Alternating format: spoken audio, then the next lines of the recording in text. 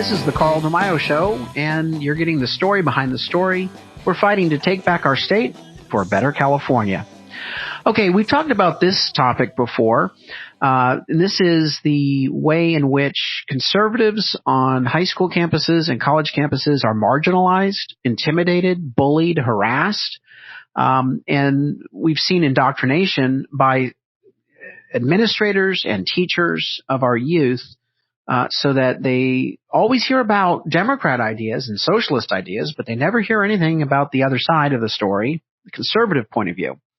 There's now an effort underway after a lot of neglect by people on the right to try to reclaim our schools from the liberals. Part of it is involving lawsuits. The other part involves just good old-fashioned community organizing, canvassing, outreach. I want to tell you about this court case, which I think is pretty important. University of Florida discriminated against students over fees that students pay. They basically said, you have to pay student fees for clubs and other programs, but we're not going to let you have any of the money if you're a conservative group. The money was going all to leftist groups, and conservative groups were told that they need not even apply. Or when they did get an application, for some reason, it was always declined by the university. So Young Americans for Freedom funded a lawsuit for a group of students at University of Florida, along with the Alliance for Defending Freedom. The Alliance for Defending Freedom represented Young Americans for Freedom in this lawsuit, and they recently won a settlement. The University of Florida has now agreed to pay the Alliance for Defending Freedom $66,000 for attorney's fees and has implemented a new policy to provide fair distribution of speaker and student fees. Now, in California, you've seen what's happened when college kids have the audacity to try to invite a conservative speaker on campus. First, they're told no. Then, when they assert their constitutional rights of freedom of speech, First Amendment rights, they're told they have to spend and pay an obscene amount of money for security and speaker costs, which those fees are never charged to the Democrat or liberal speakers. And then they're told, well, your speaker is too controversial that we cannot maintain safety on the campus, so you're not allowed to have your speaker. Now, remember, who's creating the unsafe condition? It's usually these leftist groups, Black Lives Matter, Antifa. They come on college campuses, rile things up, throw bricks, hurl fists, and suddenly they exercise what I've called in the past the heckler's veto. Nope, sorry. The university has an obligation to create an environment and maintain an environment where safety is secure and speakers are allowed to share their views and assembly is allowed to happen. Now, that's the legal side, and we do have to support these lawsuits. We have a number of them underway. The other side is we got to get Republicans fighting for college kids and high school kids.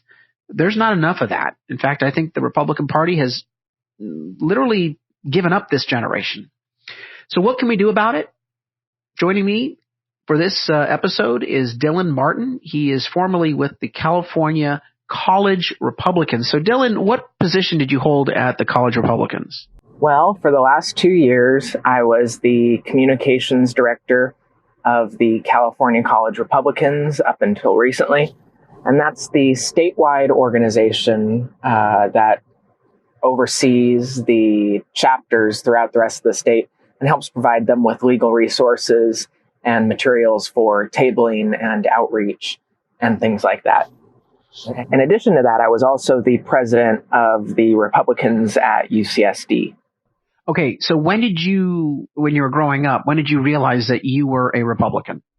Well, I would say that in middle school and early high school, I wouldn't have considered myself a Democrat per se. I certainly was inclined to think more like one. You know, as the old saying goes, if you're young and conservative, then you don't have a heart, kind of a thing. So, I would see like things like Obama speaking on TV, and I'd be like, well, he seems like a nice guy.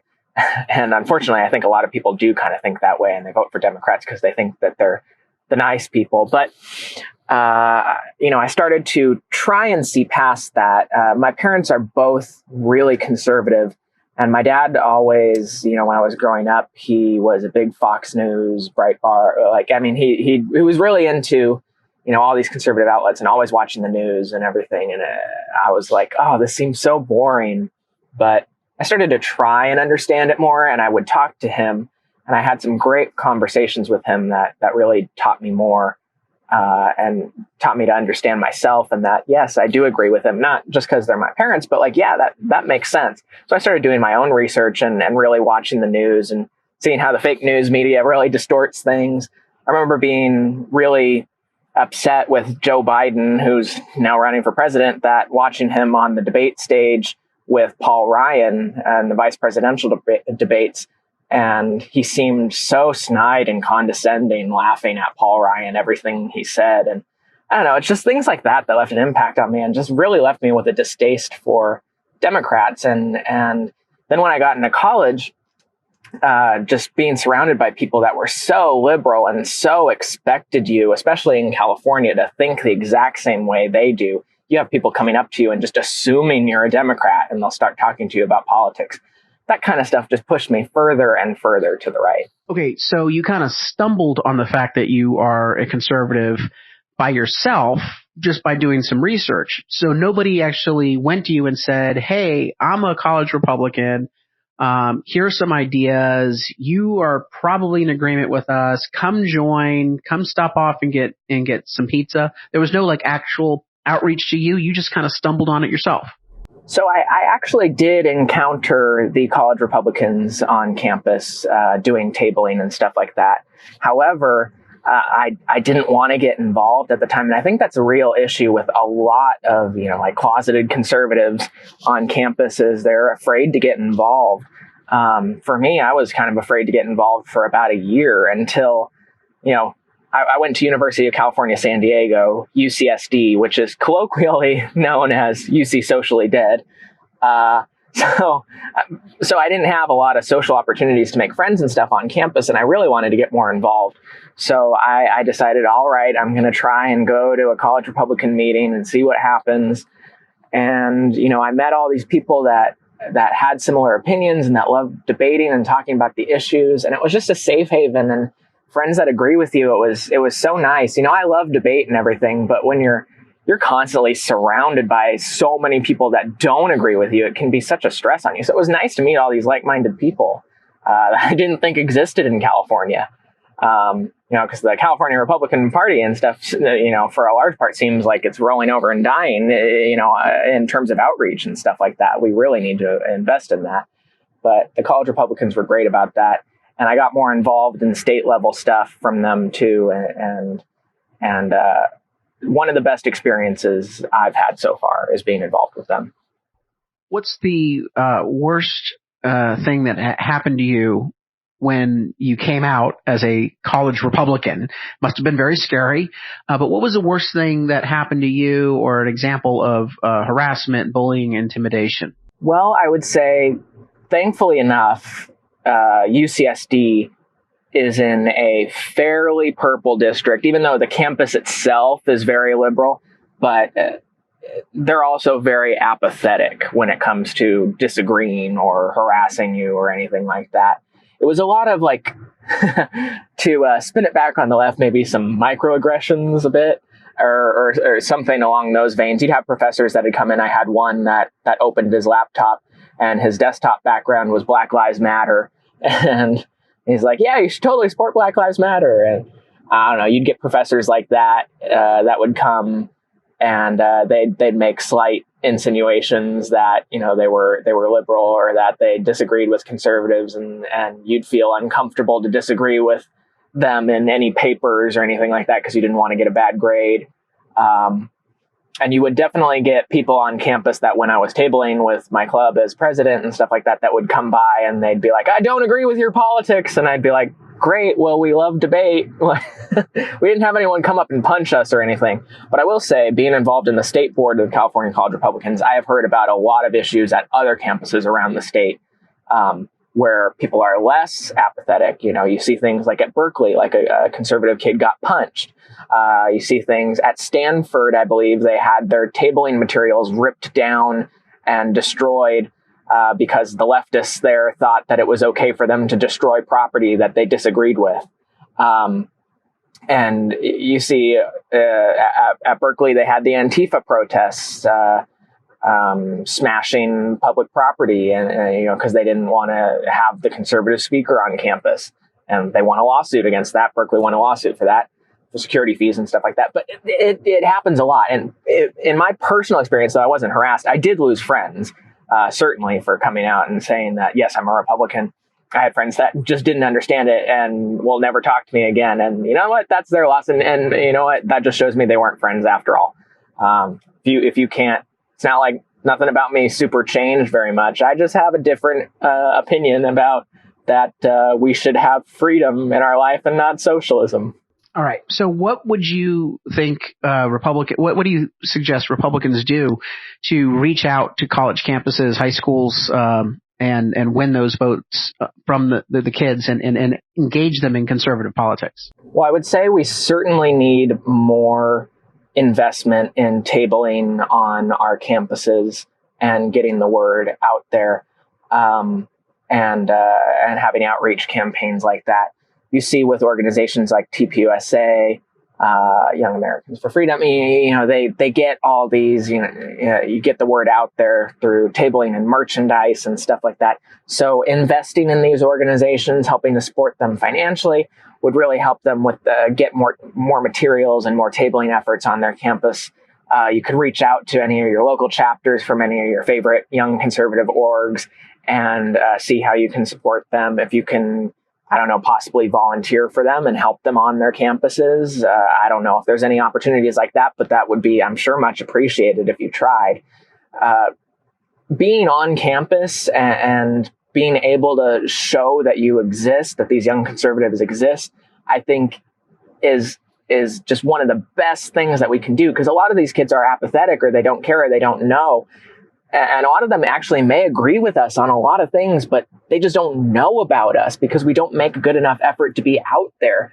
We really need to be just out there and present and vocal and willing to debate them on the issues, or willing to try and educate them. I think a large part of the party has given up on that kind of thing, and we really need to be out there.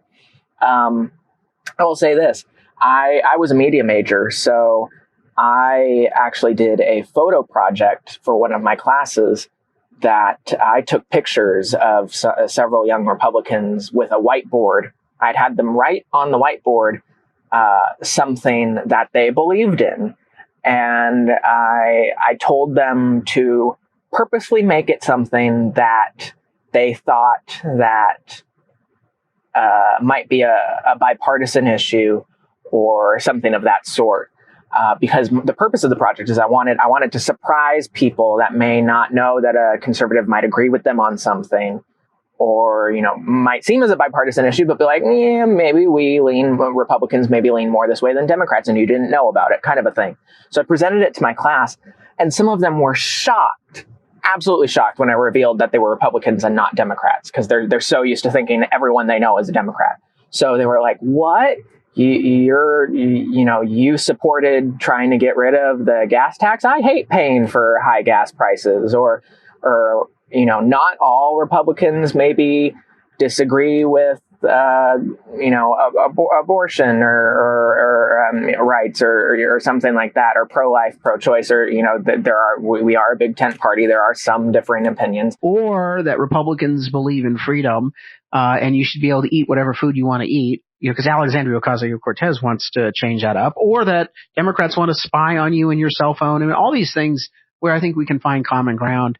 Dylan, thanks for stopping by.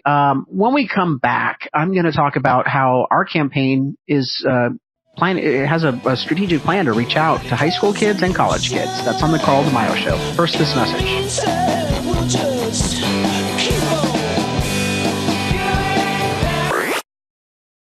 Carl DeMaio here. From rating our road improvement funds for bus and bike lanes to gas taxes and congestion taxes, politicians keep making it harder to drive. Traffic will only get worse unless we demand change. Join me, Carl DeMaio, by signing the petition at fixsandiegoroads.org. Carl DeMaio thinks it's time to clean up the mess in Congress and take a new approach to solving problems. That's why Carl DeMaio is proposing the Fix Congress First plan. Make Congress live under the same laws the rest of us do. No special exemptions. Eliminate lavish congressional pensions and other perks. Force Congress to open up its own books and records to public review. Make Congress read the bills first before they vote on them. No budget, no pay. Permanently take away Congress's pay for every day the budget is late. If we want better results from Washington, we need to start by fixing Congress first. That's why it's time to help Carl DeMaio get his Fix Congress First plan enacted. Sign Carl's petition and help fix Congress first.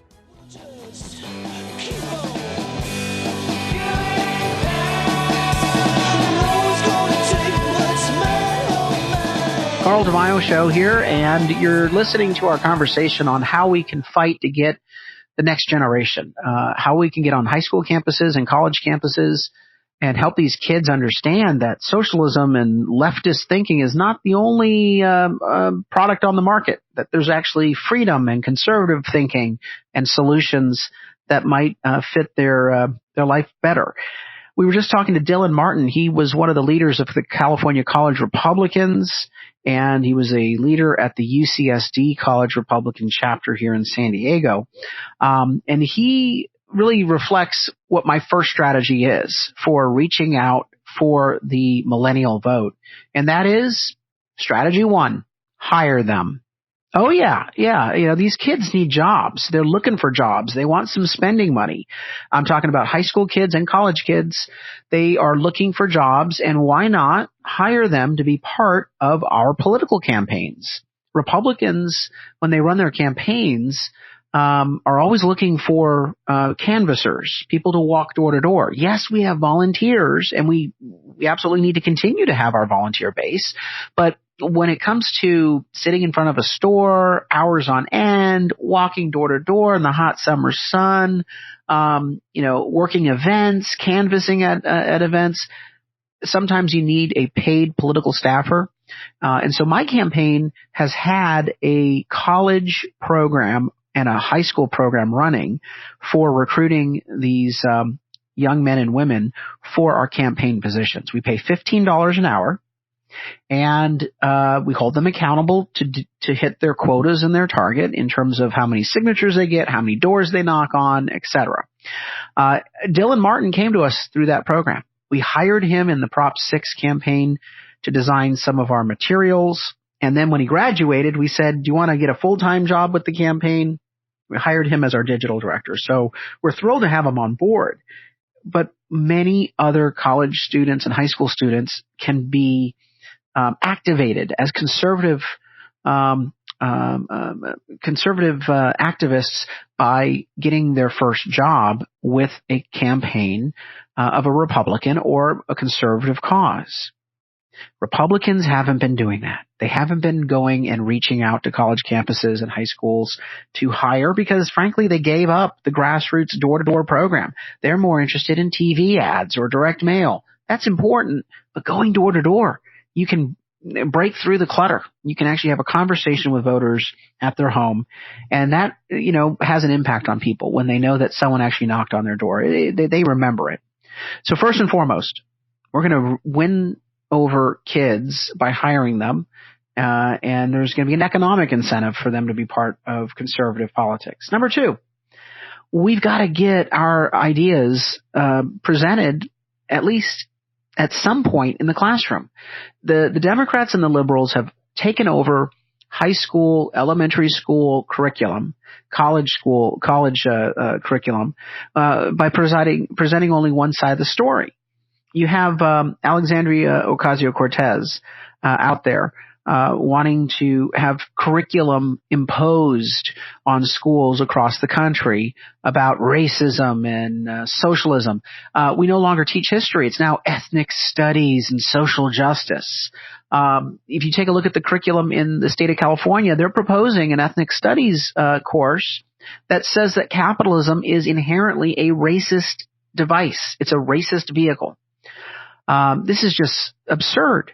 We know that the teachers are largely liberal. Now they are mandating that all teachers have to present this skewed and biased view of the world. So Republicans need to get in the curriculum business. We need to be passing legislation at the national level saying that every school, K through 12, has to teach constitutional rights according to unbiased curriculum. Can you imagine that? We don't teach the Constitution anymore.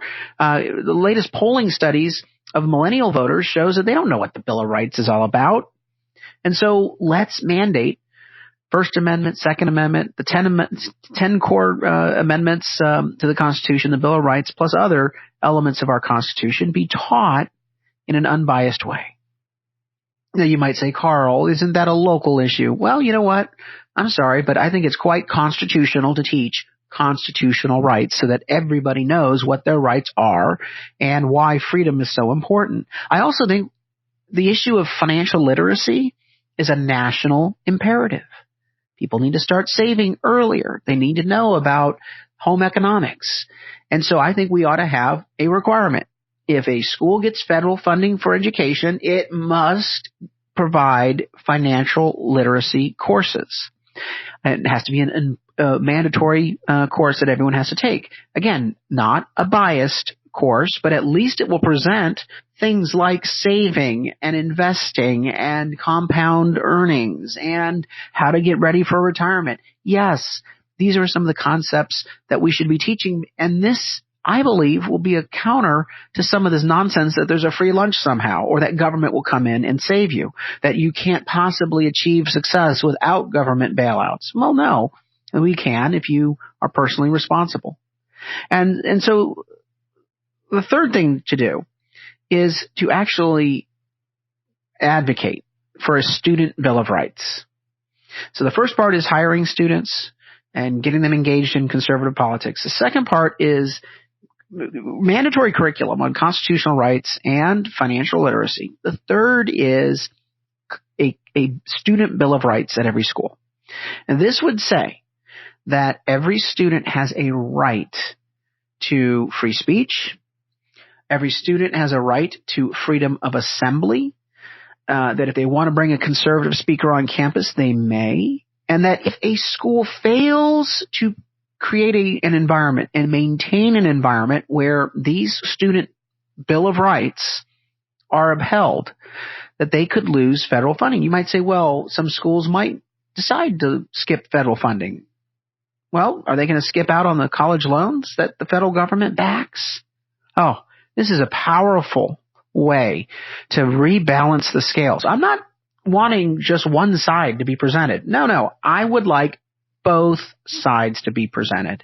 And that's what these three strategies need to be all about. But the first fundamental strategy of reaching the millennial and college voters is to get the outreach going on every campus. And the way you do that is have a recruiter show up and say, if you're Republican, if you're conservative, if you're libertarian, if you're anything right of Mao, we would like to talk to you about a summer job. Earn some money after school, $15 an hour. It's either that or work at a yogurt store. Why not? If you can serve yogurt, maybe you can say, look, I kind of like working in politics. I like talking to people. I like meeting people. I can table in front of a store. And slowly but surely, they interact with other conservatives and build camaraderie and build confidence that being conservative is something to be proud of. And they can then be more articulate in arguing with friends and in persuading friends to be part of this movement, or at least to be open-minded to both sides of the political argument. Now, I don't think that we've lost an entire generation. I think we gave up And then we push that generation away by not fighting for them. And I think it's time that Republicans and conservatives fight for high school and college kids. And that's my plan. This campaign already has dozens and dozens of high school and college kids walking door to door. We've had hundreds involved in the campaign just in the last 6 months, because there is some turnover. They get a job for a few months and then they go off to school again. But we're touching so many young men and women, giving them their first job in politics. And so I'm excited about that. Now, you can be part of this strategy. I want you to do something. I want you to go on our website, carldemaio.com. Go to carldemaio.com. Go into the store, and you'll notice that there are hats and buttons and T-shirts. There's also a page there for sponsoring a college student. I want you to get off the sidelines. I want you to help me reach out to college and high school kids. I want you to sponsor a kid for 1 week. That's all it takes. Just sponsor them for 1 week. There's a link in there that you can click on. You can donate to sponsor one of our college kids for one week, one of our high school kids for 1 week, and help perhaps, give that opportunity to a millennial voter who may go on to do some great things for our country. That does it for us on the Carl DeMaio Show. We'll pick up the conversation with our next episode. Remember, spread the word and get people to subscribe at carldemaio.com or on your app platform.